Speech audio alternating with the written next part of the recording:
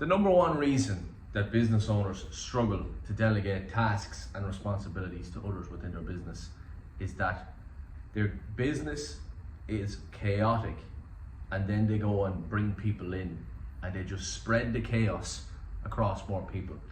Before you ever delegate any task, any role, or any responsibility within your business to another staff member, remote contractor, whoever it might be, you first need to establish structure within your business. So what does that mean? So to establish structure, well, it starts with putting in the likes of your company organizational chart, getting a visual on your company, right? The different roles in the different departments. So typically you're going to have your marketing department, your sales department, your fulfillment department, which is the service you provide or the products that you sell, and then you're going to have accounting and admin, okay? So you need to, underneath each of these departments, determine the roles. So right now, if you're a self-employed business owner, you're probably wearing many hats, as to say. You're doing a lot of the roles within the business. You're spreading yourself way too thin across many different roles, tasks, and responsibilities within the business. You're the marketing person, you're the sales rep, you're on the tools providing the service, whether that's cutting hair, whether that's fitting floors or window blinds or doors or running social media campaigns, whatever your business, whatever service your business provides. And you're probably responsible for doing some of the bookkeeping, so making sure that receipts are all documented, that invoices are paid, that invoices are sent out, all that jazz.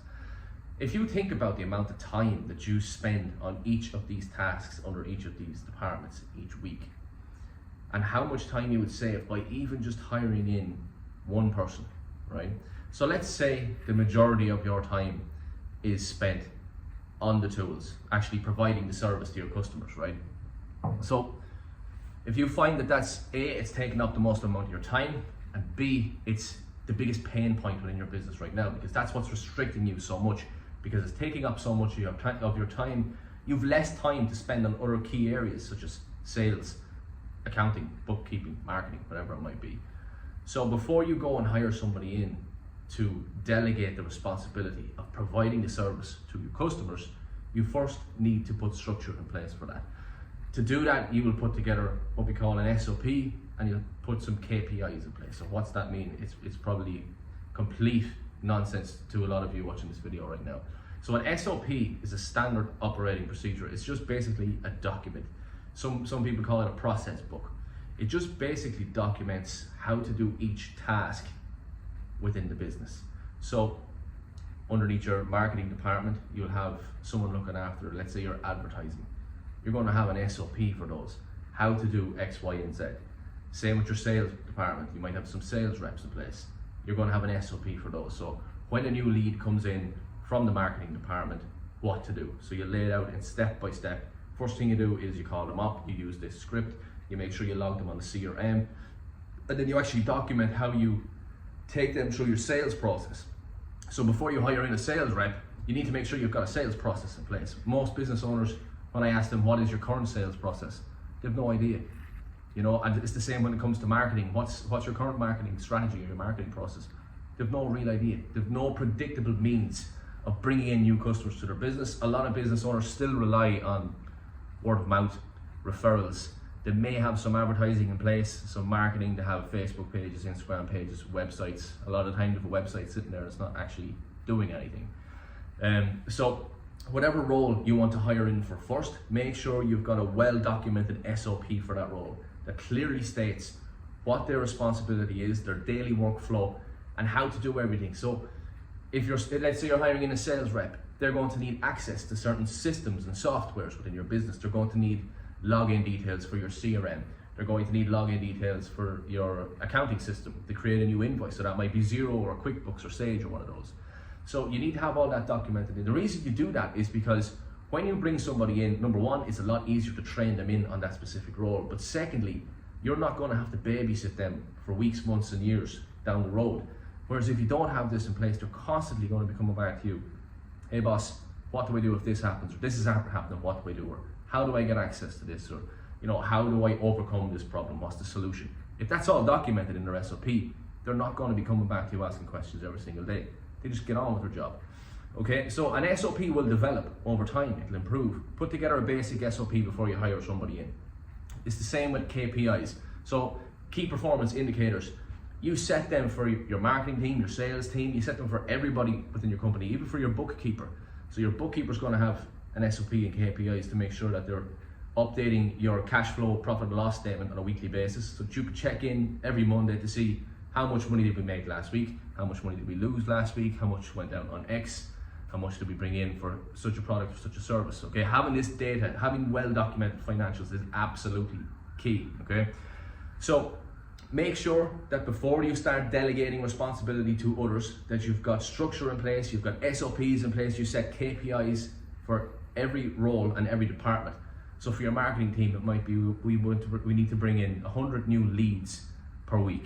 Okay, and then for your sales team, the KPI might be, right, every week out of those 100 leads, you need to close 10 of them.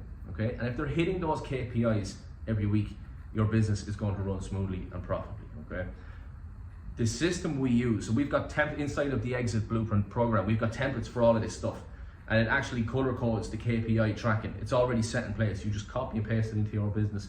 We've got systems for marketing, sales, bookkeeping, fulfillment, admin, the whole lot. Okay, you literally look in once a week, check over, right, the marketing department hit their KPIs this week, we don't need to chat to them. But you might check in on the KPIs for your sales team, and you might see it's all in red, they have not hit their KPIs. So then you know, right, I need to arrange a meeting, whether it's a Zoom meeting or pop in to meet them, have a chat with the sales rep and say, look, you're not hitting your targets, what's happening?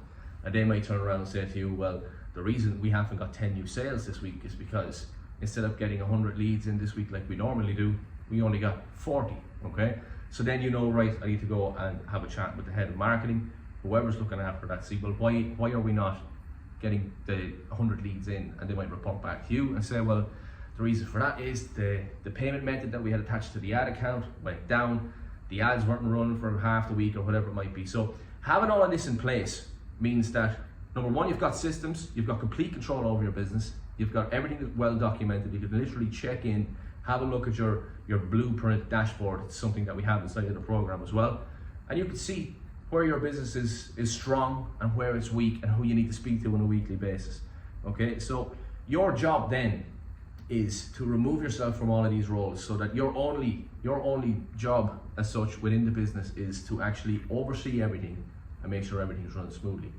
You can eventually get to a stage where you hire in a general manager to look after all of that stuff. So they do the check-ins, they check the KPIs, they check all the SOPs, they're hiring, they're firing and all that type of stuff. But if you're in a position where you're a business owner, you're self-employed, your business is heavily dependent on you, by that I mean you're on the tools every day, you're trying to manage the bookkeeping, the admin, you're trying to get marketing content out, you're trying to not only deal with existing customers and existing products or projects, but actually bring in new customers, find new customers, get them over the line, get the cash in the bank, follow up on payments that are missed out on. If that's currently you, you're maxed out, you're wearing all these hats and you're just completely burnt out, right, fair enough, maybe you're making some money, but you've no free time. You're working 6-7 days a week, 60, 70, 80 plus hours a week. It's no quality of life. The reason that I implemented this into my business was I could have stayed as the kind of one-man band. I was making good money. But the thing was, if I wanted to take an extended holiday, if I wanted to travel, or if I got sick, if I got injured, what would happen to the business? The business was dependent on me to show up every single day and put my time, energy and effort into the business to make sure that it ran smoothly and it actually stayed alive. If I got hit by a car in the morning and I was out of work for the next 6 months, back then I had no systems, no structure in place, and I had no team in place, the business would have just completely fell apart. It would have shut down. I would have lost my salary. I don't know what I would have done. Okay, so that was always in the back of my mind, and that's why I went through this process of figuring out how to put structure in place, how to put different systems in place, different softwares to automate a lot of especially the marketing and sales tasks. And most importantly, how to delegate. So delegation will set you free as a business owner. You can easily free up, minimum 10 hours a week by implementing what we teach inside of the Exit Blueprint program. So look guys, if that is you, if it sounds like you, make sure to check out the Exit Blueprint program.